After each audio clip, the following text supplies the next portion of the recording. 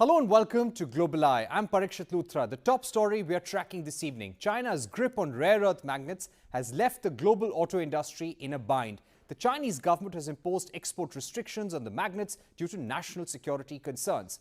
Importers will now have to provide an end-use certificate to ensure that the magnets are not being used for making weapons, without this end-user certificate, China will not export the magnets. They will also have to provide assurance that there will be no transfer to a third party.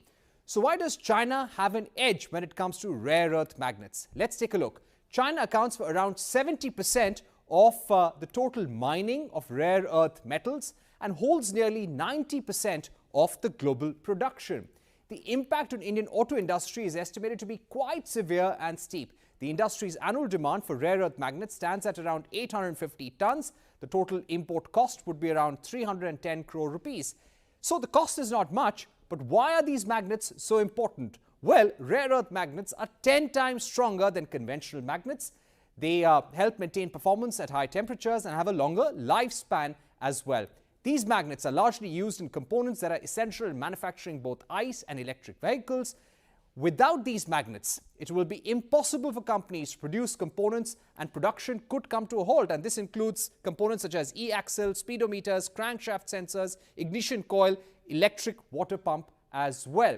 So what are the next steps the government will have to take? In the short term, the centre will have to engage with China to fast-track approvals and seek exemptions from end-use certificates. In the medium term, the government will have to look at partnering with other nations, including Australia and Vietnam, along with building a domestic supply chain. Lastly, in the long term, the government will have to consider a PLI-like scheme for self-reliance and provide financial incentives to large companies. And all of this is essential to make sure we can manufacture rare earth magnets in India. We're now joined by Geoffrey Pyatt, Senior Managing Director for Energy and Critical Minerals at McLarty Associates. He was also the former U.S. Assistant Secretary of State for Energy Resources. Mr. Pyatt, thank you so much for joining us on the program. Let me begin by asking you, Trump and Xi Jinping have had a phone call. Donald Trump has said that this was a successful phone conversations where they also discussed rare earth metals. Do you think if Trump and Xi Jinping have a breakthrough in those trade tensions, then globally, China would give a reprieve to everyone on the rare earth magnet issue? Parikshit, good evening. It's good to be with you. I think there's certainly the possibility of a short-term understanding as part of the broader U.S.-China trade negotiations. But I don't think that changes the message to all of us from this Chinese export control. What's happened in the past few weeks reminds me very much of May of 22, when I was U.S. ambassador in Greece and Gazprom began to restrict sales to the European Union, starting with Bulgaria. It's a wake-up call, demonstrating that China is not a reliable supplier. So what we need to do is exactly what you suggested in your intro segment, which is to develop the alternative supply chains, to make the investments required to bring the processing back to our countries, back to reliable suppliers, and to work together as the United States, as India, in the Quad perhaps, in order to build the alternative supply chains that will provide the greater volumes of these materials we're going to need for our energy transition, but in a way that doesn't jeopardize the security of our economies. Right. Ambassador, when it comes to China, China not only dominates rare earth resources, but also the processing of it in China itself. Could you give us a sense of to what extent does China control the rare earth supply chain, not just in Southeast Asia, but also in countries all the way into Africa, into Brazil? So 2 points. First of all, rare earths are not exactly rare. They are called rare earths because the materials are difficult to separate, but the geological resource is widely dispersed.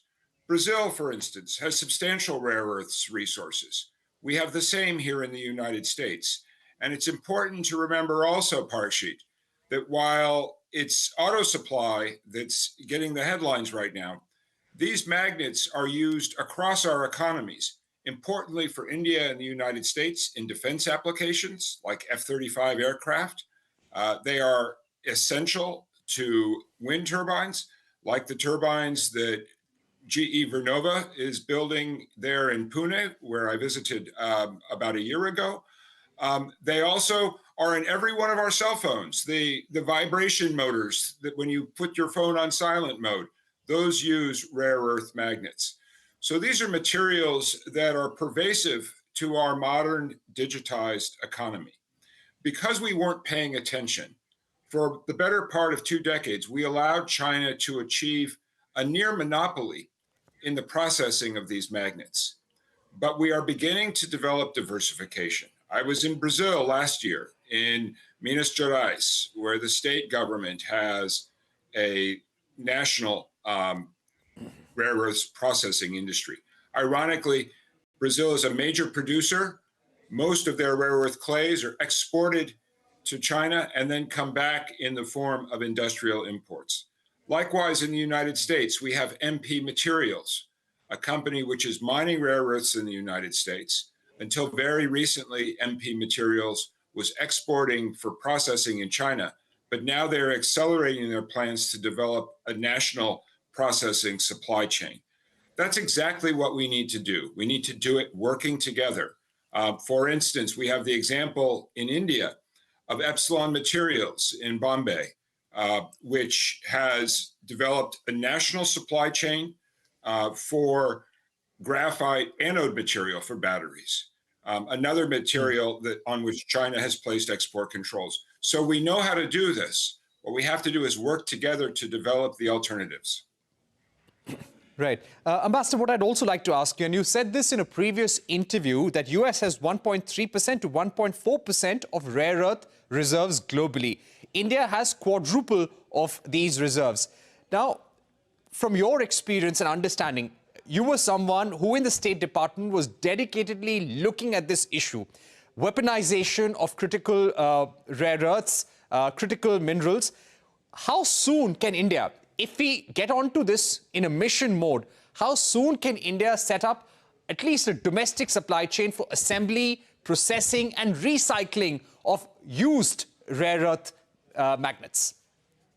So I mentioned earlier, Parikshit, the example with Russian gas. And if you look at what happened to Europe in 2022, there was short-term disruption, just as there's short-term disruption right now in auto industries because of these Chinese magnet controls. But what came out at the end was a more sustainable and more secure situation.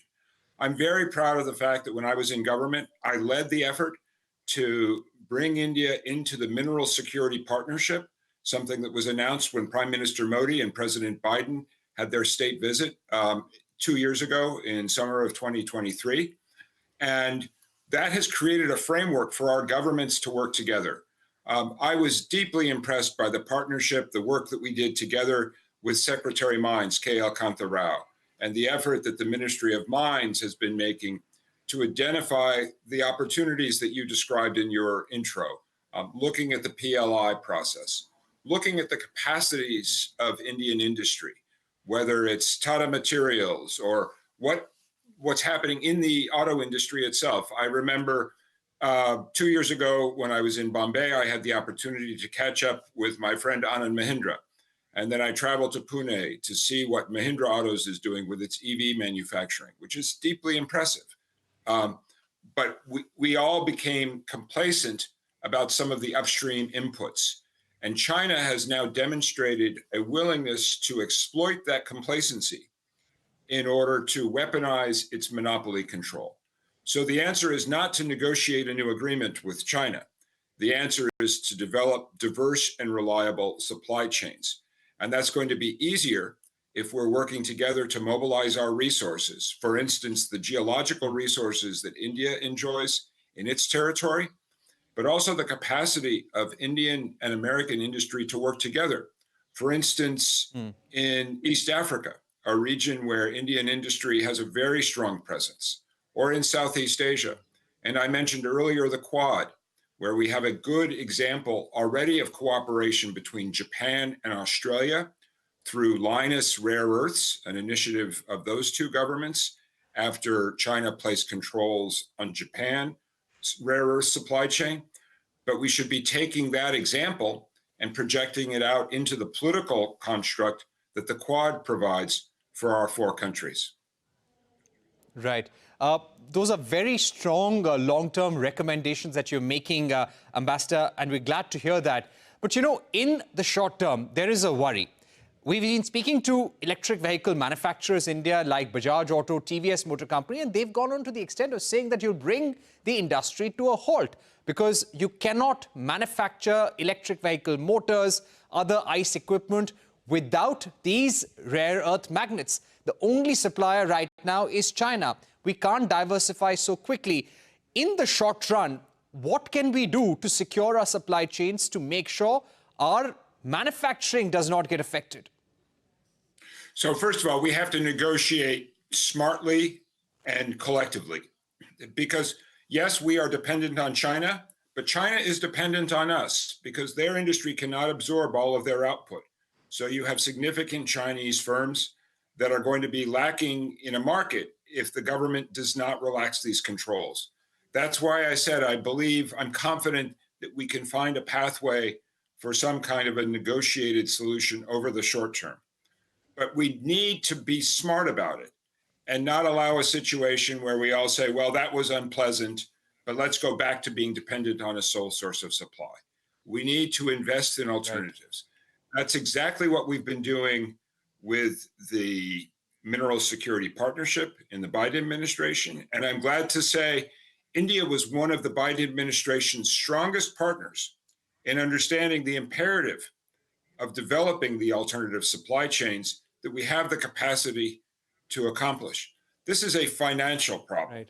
It's not an innovation problem. Our companies know how to do this. We just need to build the market and the supply chain so that we don't find ourselves in a position where China can use its resource control as a sword hanging over our throats. Right. Ambassador, what's your worry for U.S. manufacturing, U.S. electronics majors, electric car companies like Tesla for that matter, or even Ford? How do you think, how badly would they be impacted because of these restrictions on rare earth magnets?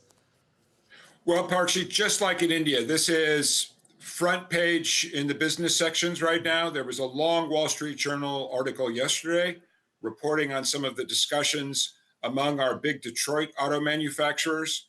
The Wall Street Journal reported that Ford has already slowed down production of one of their large electric vehicle models. The reporting has also pointed to efforts both to identify alternative supplies where possible. That is to say, using less powerful, less durable magnets. But if you do that, you're going to have a less competitive product. And that's why we have to make the investments in alternative supplies. If you look at what MP Materials is doing in the United States, they are scaling up their alternative supply chain very rapidly, but they have an exclusive supply agreement right now with General Motors. That was struck several years ago. In retrospect, it looks like a very forward-looking move by both companies because they recognized that this was a key vulnerability in the EV supply chain. And again, I want to emphasize something that I'm sure officials in South Block are also focused on. This is not just an auto industry question. And in particular, it has implications for our defense industry because of the application of these magnets, in particular in areas like electromagnetic sensors and fifth generation fighters like the F-35. So this is a national security challenge as well. And we need to meet it in that spirit. Right. You're absolutely right. This is not just a manufacturing issue or a supply chain issue. It is a national security and almost a war-like scenario, because if you weaponize supply chains around critical minerals, around semiconductors, around rare earth magnets, this is in a way a war, so to say. Having said that, the big worry right now, Ambassador, in the industry here is what if China puts similar restrictions on lithium batteries? that would also cripple the automotive industry, not just in India, but worldwide as well. What do you think India and US can do right now? Do you think Trump administration is critically looking at this issue with the Indian government under the compact framework? Recently, we saw Vikram Misri, the foreign secretary, visiting the United States. This was one of the key issues on the table. Do you feel that this is something that is getting a lot of attention from the Trump administration vis-a-vis India? It certainly is getting attention vis-a-vis the Trump administration, but it's also an issue of wide concern and bipartisan concern in our Congress. And what I would highlight, Parikshit, is that we have more than 2 years of history of India and the United States collaborating closely on these issues. This was a huge part every time I visited New Delhi, precisely because of the expectation we had at the time that China was going to continue to leverage its controls over these vital inputs to the clean energy economy. So I mentioned already the example of Epsilon Materials. In the solar space, of course, the two largest investments in the world by our Development Finance Corporation, with Tata Renewables in Tamil Nadu and First Solar. We need to take exactly the same approach on batteries, on anode material, on other key clean tech inputs like hydrogen electrolyzers. You have the example of Greenco in Hyderabad, which is working in this area.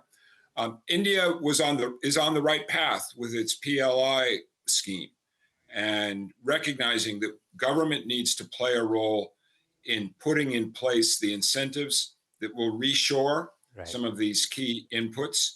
And we're having a debate in our US Congress this very week over the same issues for our Inflation Reduction Act, which you can think of as an American version of the PLI scheme.